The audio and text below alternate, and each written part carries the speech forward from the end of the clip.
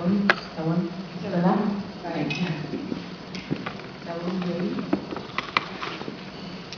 Bueno, hitz egiteko prest eta zuek entzuteko prest, hementxe gaude. Hasiko gara, lehenik eta behin, pixka bat bideo kurioso bat erakutsiko dizuegu. More Women, edo emakume gehiago kanpaina egin zuten duela gutxi Britainia handian, eta Photoshoparekin goi karguetatik gizonak ezabatu zuten. Altutxoak zeriz? Altuago? Bai. Barkatu. Bueno, hasiko gara bideo bat ikusten, eta bideo honetan erakutsiko ditugu goi kargoetan dauden pertsona batzuk, eta Photoshoparekin kenduko dituzte hortik gizonak. Eta orduan ikusiko duzu zenbat emakume gelditzen duen. Aurrera hasiko nahi duzunean.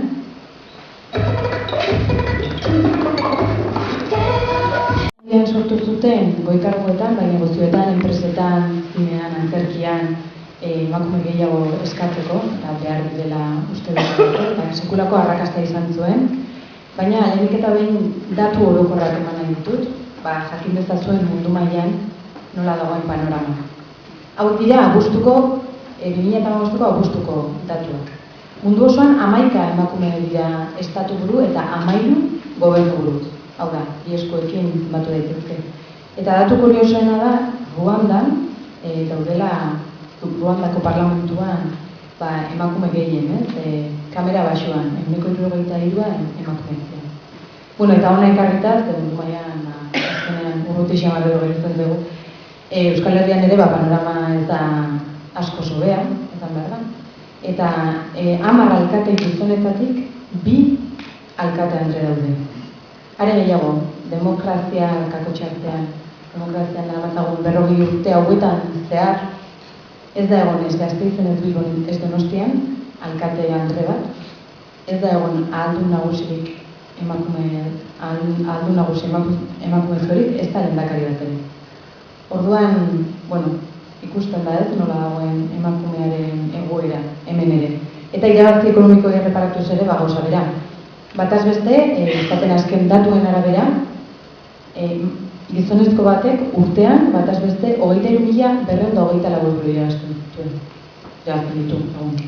Eta emakume batek 11.697 hau da, erdiak. Orduan, datu hauek ikusita, nire gaur gaueko lehenengo galdera, nola ikusten duzu panorama?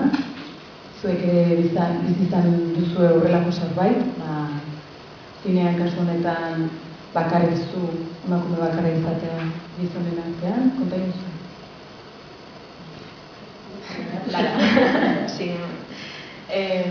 Bai, zoritxarrez zinean munduen oso emakume bitzi gauz. Batez mainik egiten duten lan honetan dela zuzendari lana. Ez dakit Espainia mailan 8% heltzen direzen emakumeak zuzendutako lanak. Euskal Herrien igual ditzio, segun eta zer hartzen duzun kontutan Euskal Herri moduen, baina nire generazioko emakumerik ez dut ezagutzen adibidez. Pelikulak egiten da bilena Euskal Herrien. Eta gizona, batzuk bai. Eta adibide argiena beti da nire ustez festivalena, ez? Aurtengo zinemaldien egon ginen Euskal Zinemako galan, proiektatu zen gure pelikula, eta izen nintzen emakume bakarra, saio horretan, sekzio ofizialean bebai egon zen beste emakume bat bakarrik. Zuzendari berrien atalean egon ziren 2 emakume, eta sekzio bakoitzean naukin kontutan dauzela 8 pelikulatik 15 pelikulara. Orduen aldea oso handia da, ez? Eta gauzak asko aldatzen doaz, unibertsitatean guginen 90 emakume klasean eta 10 gizon, eta lan mundurenoa, eta betirez, 90 gizon eta 10 emakume, ez? Eta nik uste dira, etzera jokak zira. Horrek bakarrik adierazten dut dana oso ondo, ez? Zeu zer dau bide horretan, nik uste dute aukera emoteko orduen, ez?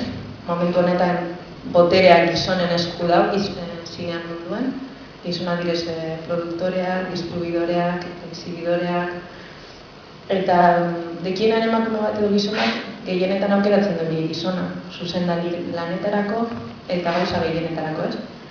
Eta horregatik nire unibertsitateko lagun asko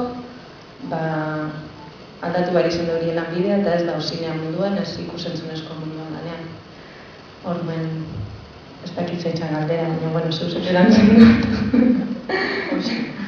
Eta mire, zure kasuan?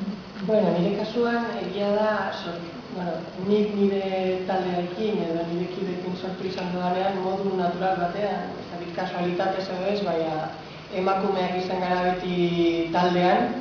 Orduan denbora batean gure sorkuntza beti izan da emakumeen artean egindako lan bat. Egia da beste talde batzuentzako lan egiterakoan, topatu izan naiz talde maskulinoagoekin, baina ez da bakarrik nortzuk gauden, zeintzuk dauden, egia da gizon gehiago dauden eta gehiago postu handietan, bai zuzendaritzan, bai produkzioan, bai enpresa, antzerki enpresa moduan, baina nik uste ere garrantzitsua direla edukiak berak, ze historio kontatzen ditugu mahai gainean, eta azkenean normalean heroiak gizonak badira, protagonistak edo zentzuren batean, beti gelditzen zaigu sarritan, edo emaztea, edo novia, edo ama, edo dana delako. Orduan, depende zein historio kontatzen dugun, eta nor kontatzen duen, eta zer kontatzen duen, hor da tokatzen zaigu zatia, Orduan, nire ustez garrantzitsuak dira edukiak, ze kontatzen dugun, eta horregatik uste dut oso garrantzitsua dela emakumeak hastea badaude asko, beste gauza bada bizibilizazio asuntoa, edo ikusten, gure lana ikusten bada edo ez, baina kontutan izan behar duguna hori da, zer kontatzen ari garen eta nondik kontatzen ari garen.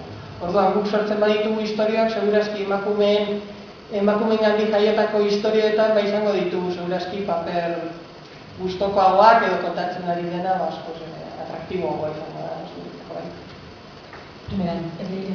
Bai, konteko dut horren arira gauza bat, oindala urte bat, ni izen nintzen epaimaia Euskal Herriko SHUn, beste unibertsitate bateko laburmetrai lehiaketa baten, eta horren egon ziren laburmetraiak ikasleanak eta gero egon ziren laburmetraiak profesionalak.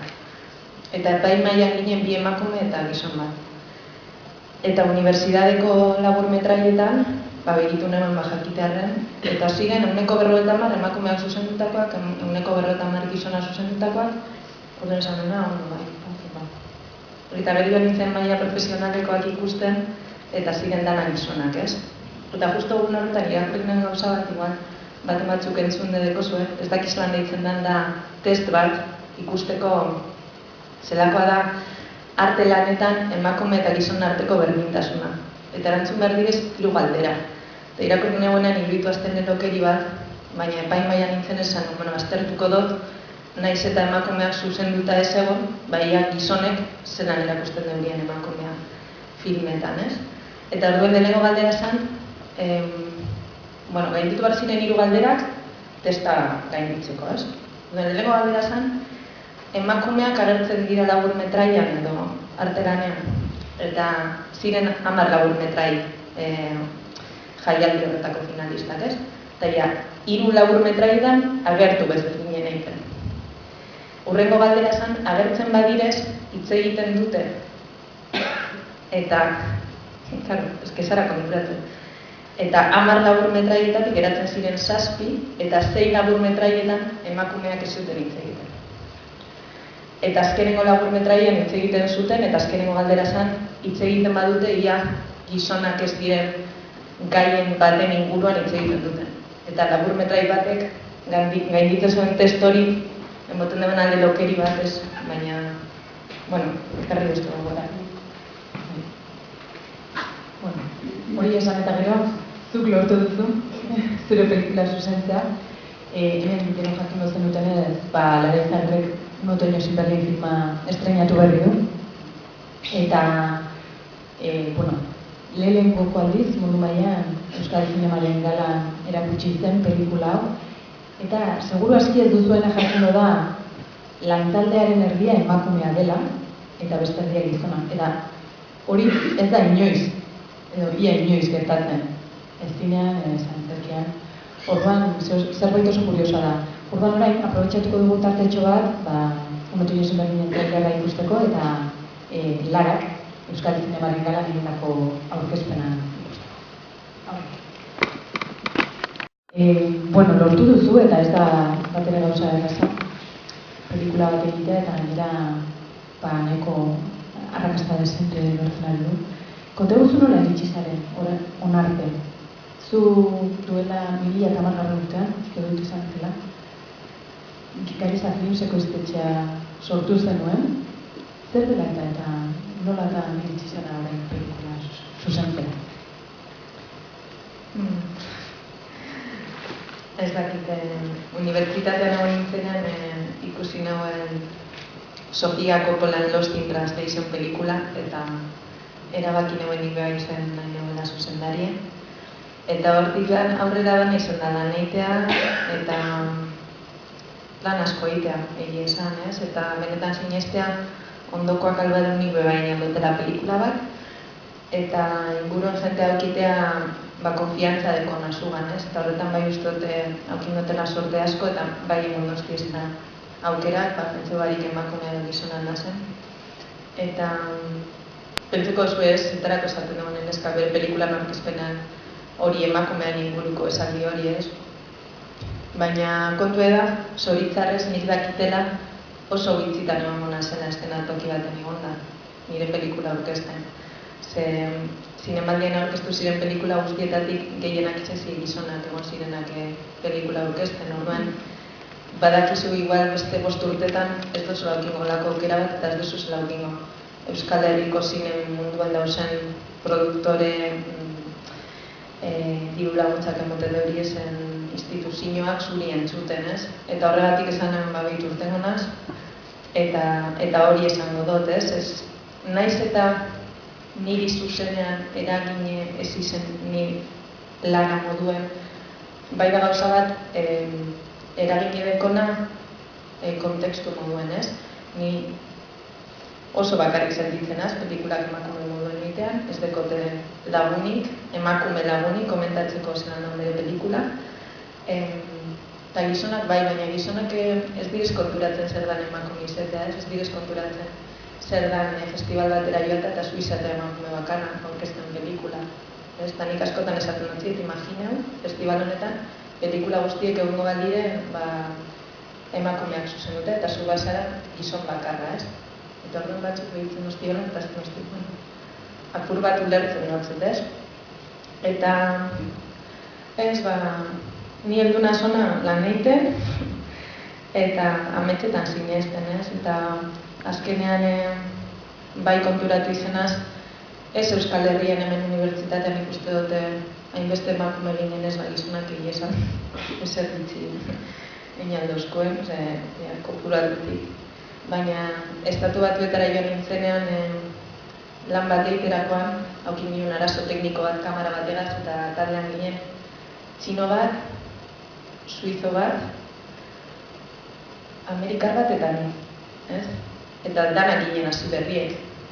Eta konturatu nintzen sortu zanean arazo hori kamera bat, ez ekitela konpontzen, baina hirurek jarri zirela euren artean egiten berra, eta nik banekin zelan konpontzen zen kamera hori eta inork ez duzten galdetu, ez? Eta orduan benetan izan zan ere gualdien inizitan esan nuela, ai ama, ez? Eta gainera zan ez leku bat maila internazionalean eta leku guztietako jente egoten zanan, esan nuen, eta ez da gure arazoa, ez? Munduko arazo bat, eta horrezaten dozu, hemen inork ez dozte esan hori zer izango nazen, ez ezer, eta bai izan behar zara gogorra, zer. Errezena da, emakumeak ariketetan eta hola, bueno, asistente de cámara, asistente, no sé qué, asistente de tal, eta zuzendari kasualidades de ti, txino, suizo, no sé qué, no?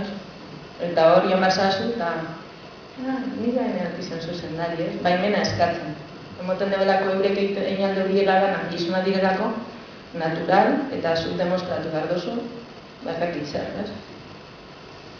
Bueno, eta zuk horri buelta emana izan duzu, eta baita ere, emakumei zuzendutako ikastaroa antolatu dituzue, koiztetxetik, eta bueno, beste ekintzetan ere Barkatu zen, pixka nola sortu zen ideia.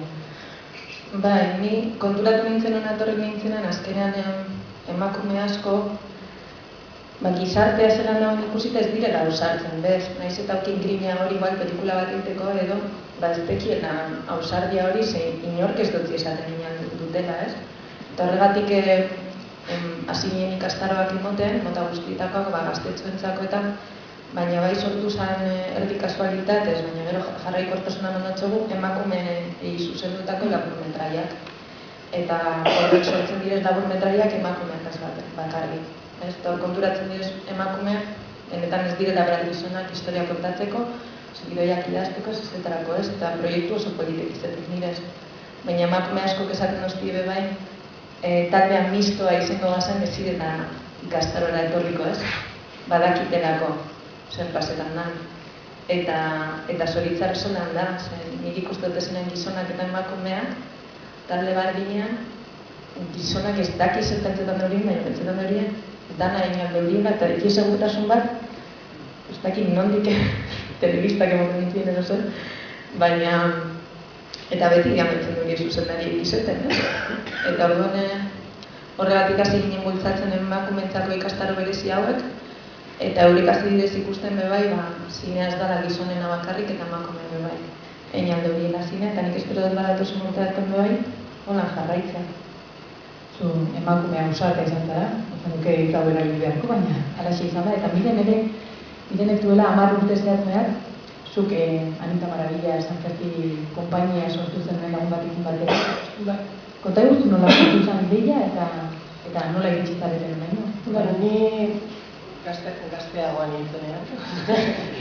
23 urtegaz, Bartzelonara joan nintzen eta naukan gogoa zen Arisko marionetak manipulatzen ikastea. Eta orduan Arisko marionetak leku profesionalerik edo referente bat zana Bartzelona zen. Bartzelona heldu nintzen eta topatu nuen izan zen, generazio handi bat, orain izango dituzte 60 urte inguruko gizonak gehien bat, maestro ingles bat izan zuten Arisko marionetan ikasketetan, ez? Orduan ni tailer batera heldu nintzen eta bertan hasi nintzen bai konstrukzioa eta bai manipulazioa eta puesta en escena eta ikasteko. Eta kuriosoa zen, generazio guzti hori gizonezkoak ziren bakarrik, ez? Eta harek egin zituzten konpainiak, harek egin zituzten antzerki enpresak, bazituzten leku finko batzuk lan egiteko, baina kuriosoa, orain denborarekin, aztertzen dut hori, kuriosoa zen, gero bertan lanean edo behean geunden guztiak emakumeak ginela, ez? Eta azken finean, konpainia batek ez du bakarrik funtzionatzen zuzendaritza edo jefe batengatik, ez? Ekipo batek mugitzen du bebai ideia bat, ekipo batek aberesten ditu proiektuak. Eta, bertan ibiltzen ginen hainbat neska, ez? 23 urtegaz, hainbat emakume. Eta, han lanean, azken finean, gure proiektuak egin nahi genituen, gure lan estilo bat formatu eta elkartu nintzen Txiletar neska batekin, Valentina Raposo, eta biak batera konpainia hori egin genuen, ez? Kuriosoa da, batu egin ginenean, hasierako lan batek oso harrera ona izan zuela, Bartzelonan, helduentzako lan bat zen, gure irakasleek edo gure maestroek ez zuten oso ondo ulertu gure lan filosofia edo ez ginelako hain puristak eta beraiek bai, eta guk antzerkiarekin gehiago esperimentatu nahi genuen, eta bitartean bi lanak egiten genituen, gure sorkuntza pertsonala, ez? 3 emakume tailer batean, gero Mireia ere batu zen, eta beste alde batetik beraientzako lan. Baina laster hasi ziren tirabirak baita, konpainiaren barruan, ez? Eta azken finean, bertatu zena izan zen, 8tik, laguneska kalera joan ginela eta laguntilak egitu egin zirela. Baina, ez dakit kasualitatea eta baita egiteko gogoak edo bizitzen ez ginela edo dana dalakoa. Eta nik uste jefearek bazuela arazo bat eta ezin zuela, eta hau bietzez zerren, gizonarek ezin zuen aguantatu emakume batek ez errezateak, ez? Orduan galdu egin zuen ikuste ekipo oso potente bat, baina behintzat bera ezen txikiago sentitzen zentzu horretan. Eta egoera horrek bizitzan ikuste ez bakarrik antzerkian leku askotan ematen direla, ez? Ikuste batzuetan hain dago, ez dakit, hain dago gure buruan edo batzuetan, nik denborakin kontratu naiz emakumea izan da. Noizbait zu kontra egiten baduzu, batean badago jendea benetan mintzen dena, ez? Eta hor nik uste lan handi bat daukatela bai gizonek, eta bai gizarte guzti orokorrean, elkarlanean aritzeko ez dagoela inior bat azazteko. Eta hortik sortu zen nire konpainia eta emakume hasi zen, eta hori izan. Zuk, Anita Maravilla zure antzerki konpainia, batez ere sorginekin daukazu lotura estua. Bai. Oraintxe kontatuko, badaukagu emakume sorgin puntu bat edo... Bueno, kontzunat izan, umeentzako egiten genuen lehenengo lana zen, eta helduentzako titereak ezen ezolan oso exitosoa salmentan, umeentzako egitea ere pentsatu genuen, eta orduen aukeratu genuen lehen gaia, begiratzerakoan izan zen, pertsonei bat aukeratzea, orduan, edukiak begiratzerakoan printzesak oso harin agertzen dira, baina printzesak oso aspergarriak dira. Ze printzesak beti daude ditzoten edo normaite salbatzea, edo daude josten aitak zer egin behar duen esaten dioten bitartean, edo ez dakit zer. Eta azken finean, konturatu ginen, sorginak, naiz eta ipuinetan gaizkoak izan, guretzako bintzen askoz interesgarriagoak dira, zen nahi duten egiten dute, behintzat beraien gaiztakeriaren gatik bada mugitzen dira, beraiek protagonistak izan da edo beraien historia bat kontatzeko. Eta horregatik gure lehenengo lanerako sorginak erabatik nintzen. Sorginen arora joan aurretik, erdi arora bidaiatu horretik, bideotxo bat ikusiko dugu, sarean zunzun antzerlanarena, ideia bat egiteko zertaz da gina. Urte asko pasatu dira.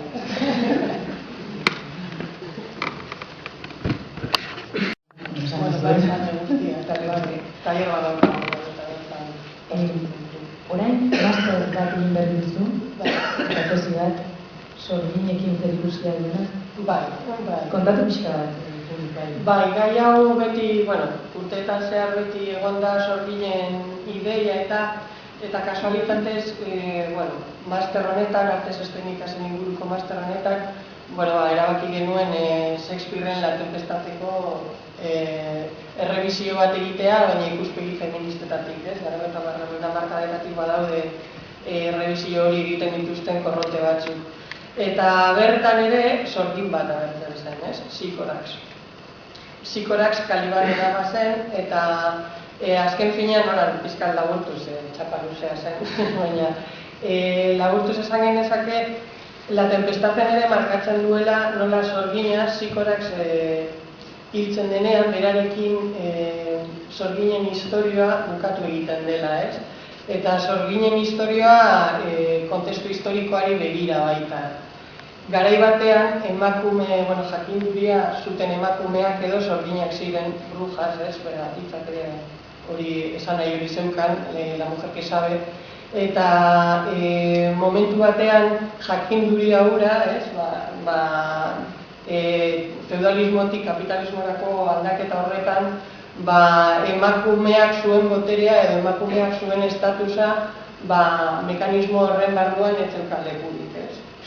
Eta hori adibidez Shakespearen Tempestadean oso argi ikusten da zen, eta historia azten denean Sikorax sorgina hilda dago, eta hurrengoko gizonek bakarrik hitz egiten dute berari buruz, eta beraiek dira Sikoraxen historia kontatzen dutena.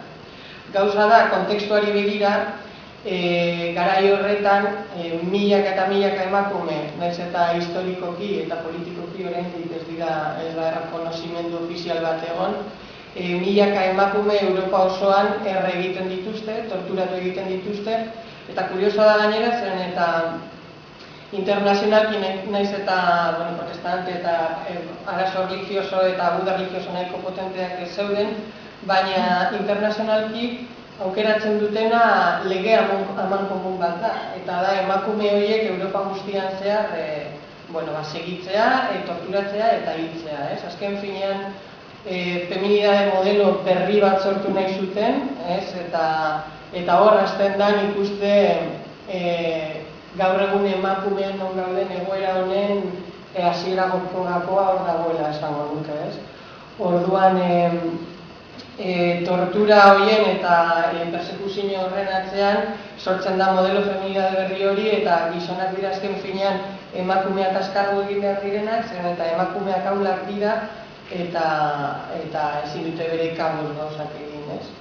Gauza da, ematen duela ipuinetako historia badela edo, ez? Beti gelditu izen dira sorginak hor atzekaldean, ez da errebizio handirik egin, baina nire ustez garrantzitsua da, zeren eta garai hartan zientzia modernoa sortzen denean, eta baita unibertsitate ofizialak ere, mundu akademikoa bera, momentu horretan emakumeak bota egin dituzte, ez dituzte emakumeak jakinduriaren munduan nahi, eta unibertsitateak montatzen direnean, mila inguru, emakumea ezin daiteke unibertsitatera joan. Emakumea ezin daiteke unibertsitatera joan eta horrela egongo da egoera 1872 urtera arte, ez? Katalana batek, edera mazerezek lortzen duen arte, ez? Unibertsitatera sartzea. Bada, nire ustez puntu oso garrantzitsua da, eta gaur hitz egiten ari garenetaz, eta baita emakumeak eta gizonek jasatzen dugun egoera beste hainbat eremutan, zeren eta emakumeak jakinduria ofizialetik kanpo egon gara 7 mende inguru. Horrek esan nahi du, literatura, dramaturgiak, guztia, ekonomia, erabaki guztiak ofizialetatik kanpo egon gara 7 mendek, eta bain dela gutxi, baina 15 urte gutxi gora bera, ez? Kalkulak, ez oso matematiketan, baina orain dela gutxi, ez? Berriro ere sartu garela bertan. Egia da, orain, adibidez UPV-ko ikasleen arteko zenbaketa bat egiten badozu, bai ikusten dozula 150 bat, eta inkluso emakumeak garai batzuetan ikasle gehiago izaten gara, ez? Baina, azken finean, 7 mende luze horiek, non emakumeak ez dugu lekurik izan, non ez gara izan kapaz gure kabuz pentsatzeko, ez da erabakirik hartzeko, azkenan usten digula horrelako arrazon handi eta serio bat orain bizitzen garenarekin, ez? Orduan, naiz eta adibidez ikasle moduan lekuak izan, gero bai lehen esaten zuena, ez? Normalagoa, topatu dituzu emakumeak lanpostu batzuetan, baina garrantzizkoetan oraindik bertara heltzea ez da hain erraza heltzea, baina azken finean da pasatu, historia hor dagoelako, naiz eta oraindik ez den errekonozitzen. Bestalde, hori gertatu izan ostean, saldu ziguten horrelako berdintasun zera bat, ez dakit nondik agertu zen, batean, eta batean nire bilanaldiko mundu guztiak pentsatzen du berdintasunean bizi garela. Ez dakit. Datuek ez esaten dute. Datuek nik uste ez esaten dutela. Orduan uste du lehenengo eta behin, arazoak daukagula ez dugulako errekonozitzen, hori horrela dela eta hori da daukagun lehenengo biolentzia punturik nagusiena. Ezin gara bizi gizarte baten pentsatzen guztia ondo dagoela, holan ez denean.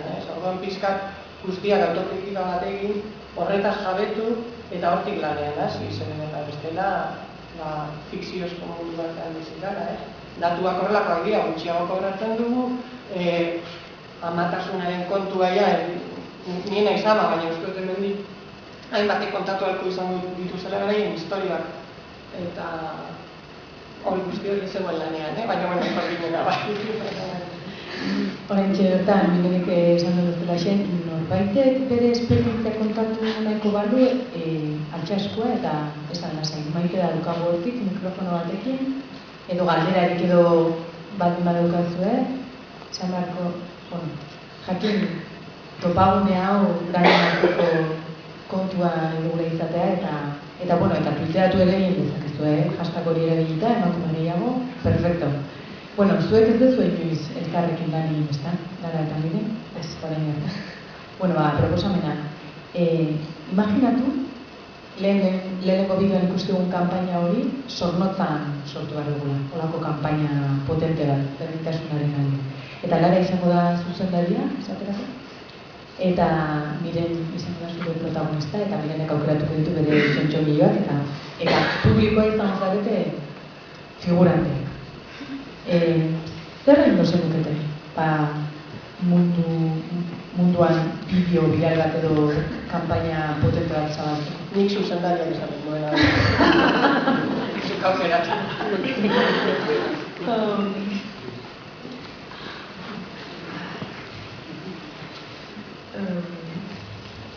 nik ingo neuen, badakizu hori bastante modan dago, dokumentalak, benetakoak, eta gero besteak dokumental faltsuek. Zupentzetan dozu dara benetakoak, baina benetan dira zupetakoak. Orduen ingo neuen horako bat, hemen bertan aretoan, eta izango zan, a ver, como llega. Izango zan hitzaldi honen bukaera, eta orduen miren, egongo zan hemen, argi oso polit bategaz, agurtzen hitzaldiak eta eskertzen hurbildu diren gizon guztieri, baina emango zegoen bere hitzaldiengatik gizonak bakarrik etorri ditetan, ez? Eta duen kamarak ere ingo zuen giroa, eta ikusiko zen bagaudeko egun ikuslegoa, eta egia esan nahiko harritute gauz, eta gizon bat edo bi bakarrik etorriko zirela, eta oso ondo, edo gara gehiago. Ez, baina ikusteko, azkenean benetan berdintasunean ingurien hitz egiten dugunean eta emakumeen eskubideen inguruan eta hori dana, entzuten datozenak emakumeak direla, ez? Eta gu benetan behar dugun laguntza gizonena dala, eta orduen bideo hori amaituko zen igual, olako hashtag bat egazeta igual, emakume gehiago eta gizon gehiago begari. Behintzat, aukerak emateko emakumeari eta guretzat garrantzitsuena da, bat ez du gizonak entzutea. Azkenean, guk bakarrik ezin dugulako zer, botera gizonen eskuetan da. Baina lehen esatek ginunez, oso eroso dauzela gauzen egoera horretan. Eta nahiago dute etxean egon, futbola ikusten, hemen egotea baino ez guri entzuten, gizonu, hiru. Eta, tristea da, azkenean, ez dakit. Futbola aipatu duzula, kanpaina polita izango zen, atletik final bat, dena emakumeekin ikustea, edo futbol, edo atletik ikustea, dena emakumea, Bai, edo kiroletako albisteak, ni harritzen naz, ez? Ja dugulako txip aldatuta, ez? Baina, bat-batean telebistan, atal guztiak, ez politikan ja, enoko larota mar gizonak, ez? Baina, etzezak kiroletara, eta gimnasia rítmikako Espainiako taldeak irabazten dugu urrezko domina, eta garrantzitsua ez dakit, Real Madridiko jokalari batek aldatu duela etxea. Eta hor reportaje bat egiten telebistan, ez? Eta beste minutu bat hori eta gero, ez? Eta, azkenean dago da. Eta, hobeto, telebista ez ikusi, egunkarik ez ikusi. Ondo iruditzen zu ladaren ideia. Espera, planteatzen badeu, venga. Gertatzen da askotan, gizartean esaten duzula lagunen bat ni feminista naiz, eta ni ez, ni nola esan feminista, ni nago emakume eta gizonen bienan. Hori da askotan ez dakigulako zer den feminismoa, ez? Orduan, ekarri duzuen definizioa bada espada, eta irakurriko dut altuan, jakin dezatuen ez dela bakarrik emakumeen gauza gainera. Esaten dugu laxe, Wikipediatik hartua, igual ez da perfektuena, baina, gehien irakurriko dutena bai. Feminismoa emakumeen esperientzian oinarritutako eta iraganeko eta gaur egungo erlazio soziala kritikatzen dituen teoria sozial eta praktika politikoen multzo bat da. Gehien bat, feminismoak gizonen eta emakumeen arteko eskubideen ezberdintasuna kritikatzen du eta emakumeen eskubideen sustapena aldarrikatu. Teoria feministek sexuaren, sexualitatearen eta botere sozial, politiko eta ekonomikoaren arteko erlazioa zelan adierazten. Buruzagi feminista asko emakumeak izan diren arren, emakume guztiak ez dira feministak eta feminista guztiak ez dira emakumeak. Orduan, nire galdera, hemen denak zarete feministak ez da. Zeman izan daude, altxatezkoa? Irula, bozen, uste genuena baino asko gehiago. Aldarak izan bezala beharrezkoa da, gizonen parte hartzea, borroka hontan, bestela etoko zentzurik. Eta hori oso ondo azaltzen du, esan duzu zer lelokeri, Emma Watson ekartzea olako hitzaldi batera, topagune batera. Emma Watson aktorea izendatu zutenian, 2014an Gobernuz kanpoko erakundearen emakumeen enbaixadore ona. Eta hitzaldi oso oso polita eta adierazgarria eman zuen, oso birala egin zen bideoa eta orduan arrakastatxoa izan dira esan ere. Aurrera, ikusko dugu bideoa eta gero komentatuko dugu.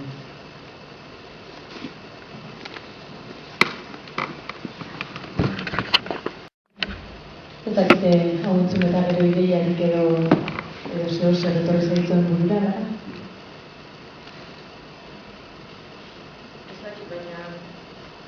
Emma Watson oso kritikatua izan zen hitzaldi honengatik, bai emakume eta bai gizonengatik, beste gauza pentsetako. Nik uste dut dagoela feminismo hitzan beldur bat, gainera sartu dozkuela nahi eta buruen, eta feminismoak nahi duena da gizonen eta emakumeen arteko berdintasuna, ez? Eta orduan, jenteak esaten dozpenan ez gara feminista, esaten dut zergatik, ez? Eta dago, arazo bat hitzarekin, ez? Eta zer da femenino dalako hitza, ez? Horti datorrelako. Ez dakit, niri... Hone gauzak bindu duzti apur bat izte. Iruditzen dazte asko dauela egiteko eta onartu behar dela egoera eta horrein behar dakola egunero, ez? Eta aurre egiteko bide bakarra dela gure eguneroko bizitzan eta gertukoakaz konbentzitzea, ez? Nengo egunean egon nintzen nire aita eta nire nebari esaten, eta di feminista? Ez. Bueno, feminismoa da, eta azkenean onartu doztien baietz, ez? Baina izen zen, igual hau nintzen di ordu, asaltzen. Eta baina zuk egiten dozu hau zure lanean, orduan igual nahi dozu berdintasuna. Eta ez da ez direla, da emoten deuela zeu zer txarra esaten zabizela esaten duzunean feminista zarela, Eta ez dakit niri pelikula gertatu dazte asko ikusi dozu nire pelikulan, eta den egon garen esaten ez, emakumean irudien zinean antzerkien leku guztietan. Bueno, zinean oso txartu dago, ez? Eta jente galdetzen dozte oso harrituta, eta horrek harritzen dozte asko, eta esaten dozte nondik atara daten nik emakume baliente bat, ez? Nire protagonista ikusten den bide dela balientea. Eta geratzen az behitzen, eta esaten dut, Jose gizartetan bizina zen, galdera hau lantzun behar ezeteko, ez? Jenteak ez daki zerpentzetan dagoen emakumean inguruan, ez dakit begitzen deuri ezen inguruko emakumeak, ez daki zerpazetan dan, baina niretza gauza arrunta direnak, ez? Badoz gizon balienteak eta emakume balienteak, eta pelikulan aukeratu dut emakume bat gainera aukera emoteko emakume gazte bateri, aktore gazte bateri olako papel bat egiteko, ez deki ezelako aukerak. Aktore munduan bebai zinean askoz be emakume gehiago dauz, eta paper askoz gitzi hau dekiez, eta gainera garrantzia askoz txikiauko paperak, ez? Eta bai direz oso estereotipoa, direz eskalaguna, arreba, baina inoz ez direz protagonistak, eta nik uste dut bakoitzak bere lanean, bere bizitzan, behar duela alduen guztie berdintasunan alde, ni saiatzen az nire bizitzan pertsonalean lan egiten, eta pelikulan bebai saiatu naz, eta nik uste dut emakumeak eta gizonak bebai, nire pelikulako gizonak ez direz oso gizon arruntak, edo behintzat ez direz pelikuletako gizon normalak, eta gizon batzuk etorri dazte, eskerrik asko esaten, ez?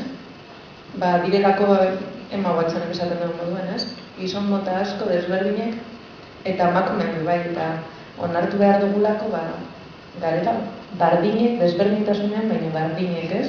Ez dekugula inkesten alde, eta ezin dala izan emakume edo gizon izategatik aukera desberdintasuna egoteak izartean.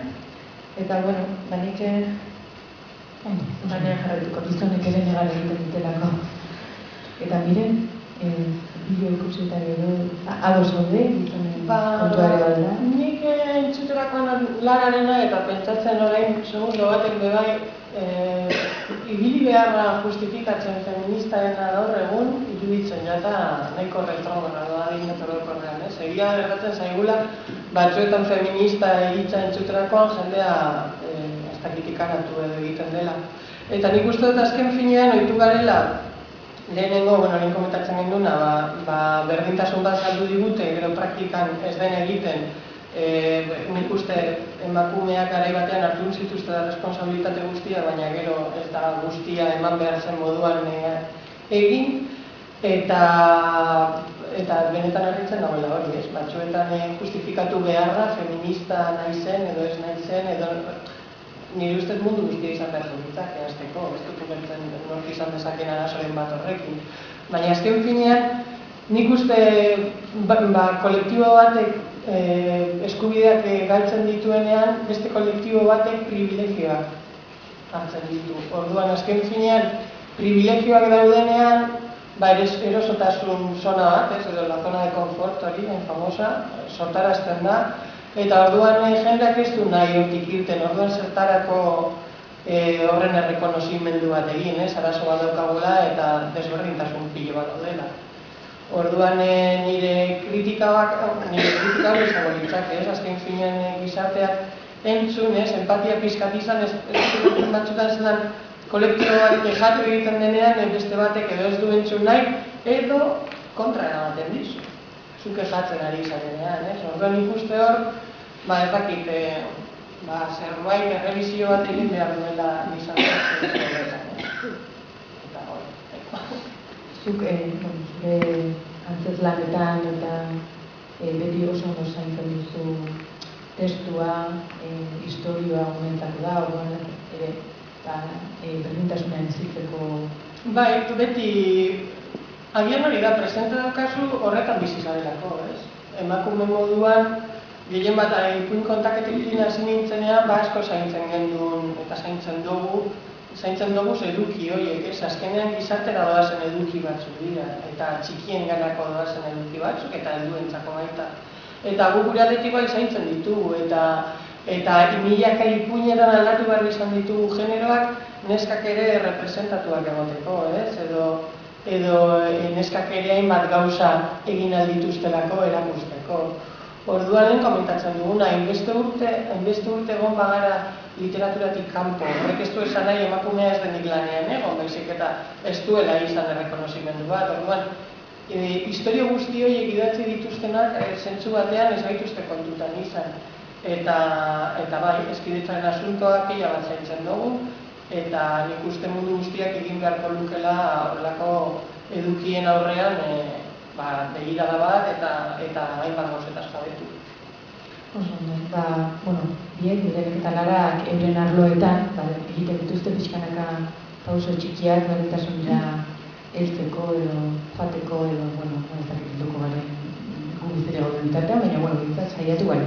Gustatuko litzateke zuen parte hartzea, ez dakit norbaitek bere esperientzia kontatu nahiko lukeen, edo galderarik badaukazuen, edo proposamen bat botan ikusten duketen, hitz egin lasai, horretarako gaude, ez dakit norbaitek?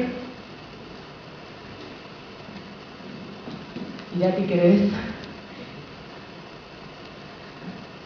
Ez, gure aldetik hemen uste dut dena kontatu dugula, ikusten da arazo bat dagoela, baina poliki eta bakuntzak bere mundura aldatu dezakeela, gero modu kolektiboan ere gaur egin dugun zelaxe, eta besterik gabe eskerrak eman Larari eta Mireni euren historioak kontatzearen, eta eskerrak zuei ere hemen egotearen, baita gizonei ere, txalo ere bat, eta